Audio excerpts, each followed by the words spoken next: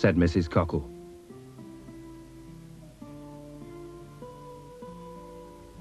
Phew, said Mr. Cockle.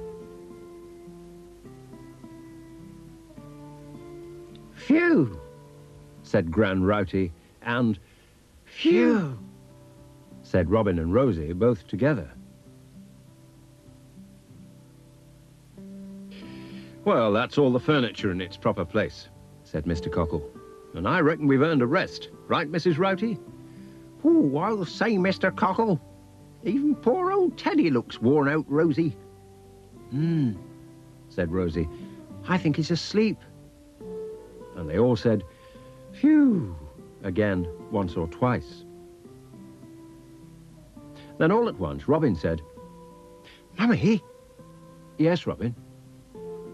Now that we've properly removed, is this a guest home? A guest house? Well, and Helen Cockle laughed, not until we've made it look nicer than this. And we'll have to have people staying here on holiday, said Mr. Cockle. And you'll have to have a name for it, said Gran Rowty. That made Mr. Cockle sit up. Gosh, Helen, he said, I'd forgotten all about a name. So had I, said Mrs. Cockle. Well, all the other little hotels and that are called something. Place next door is called Pine Villa. How about calling our guest house High Tide because it's near the sea, said Christopher Cockle. But Mrs. Cockle didn't think that was a good idea. People might think it's so near the sea that the water comes into the house at high tide, she laughed. How about calling it the Anchor because it's near to the harbour where all the boats are? But Gran Rowty didn't think that was a good idea.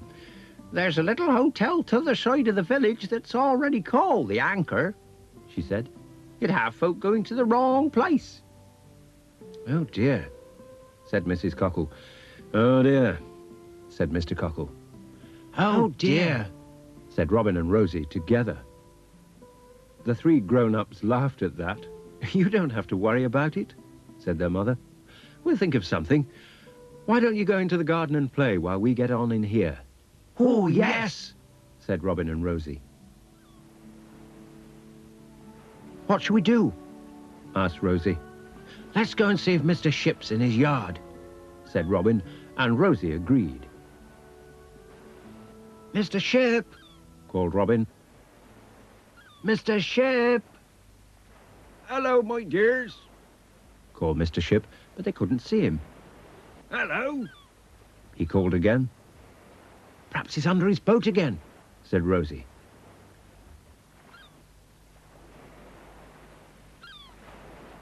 Mr. Ship, Mr. Ship. Hello, I'm up here. Robin and Rosie looked up, and there he was on top of his old boat. Hang on, he called. I'm coming down.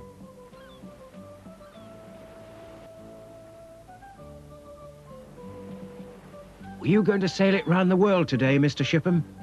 Asked Robin. Well, not before lunch, smiled the old man. And do call me Mr. Ship, like everyone else does. Anyway, Rosie chipped in, he couldn't sail it round the world because it's got holes in it. Well, he could have mended it, said Robin. No, he couldn't. Yes, he could. No, no, no, said Mr. Ship. Anyone who fights in my yard gets nothing to eat for a week but Ship's biscuits.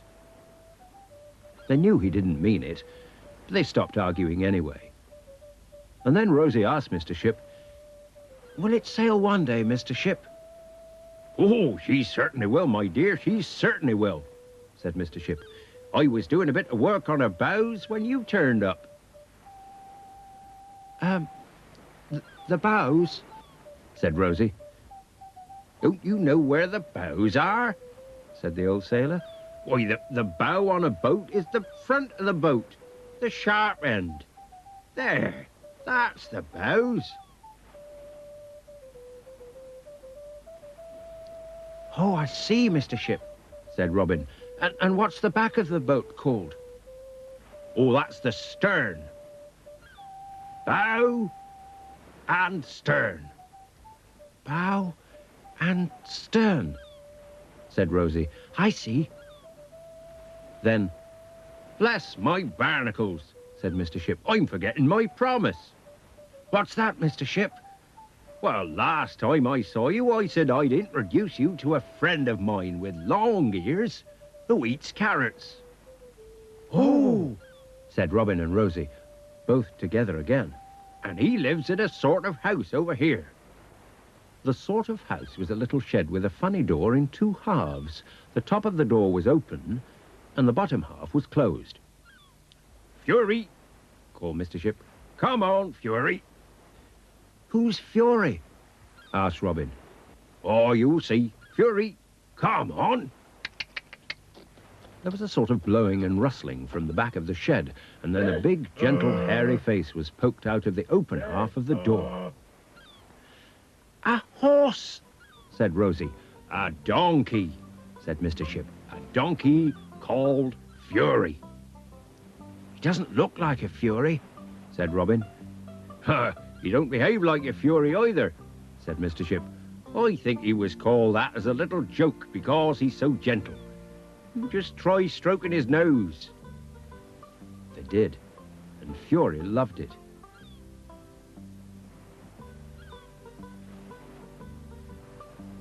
Is he your donkey, Mr. Ship? Asked Rosie. No, he just lives in my yard. He belongs to a man called Arthur Fingal, and he gives rides to the children on the beach. And I don't know why he isn't there today. But I know someone who's going to be on the beach this afternoon. Oh, said Rosie. who? Well, if it's all right with your mum and dad, you are, 'cause I'm going to take you. Oh, said Robin and Rosie both together. And, said the old man, I've got something here that you need to have with you on the beach.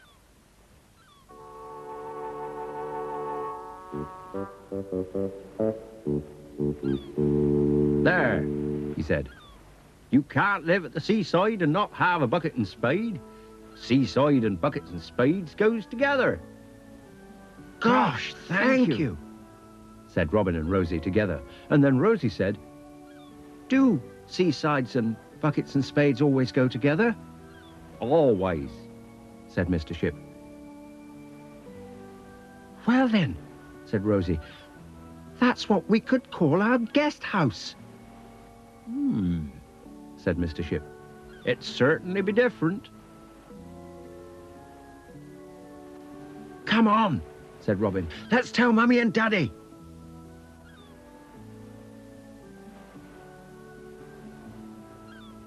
They got to the back door in a rush, just as Mr. and Mrs. Cockle were coming to look for them. Mummy, we've seen a donkey called Fury.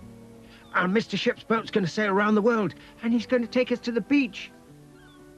And he's given us a bucket and spade each. And that's what we could call our guest house. The Bucket and Spade. The Bucket and Spade, said Mr. and Mrs. Cockle, both together. What a nice idea. Shall we? Said Mrs. Cockle. Yes, said Mrs. Cockle and Mr. Cockle and Robin and Rosie all together. And they all went and had their lunch in the Bucket and Spade guest house.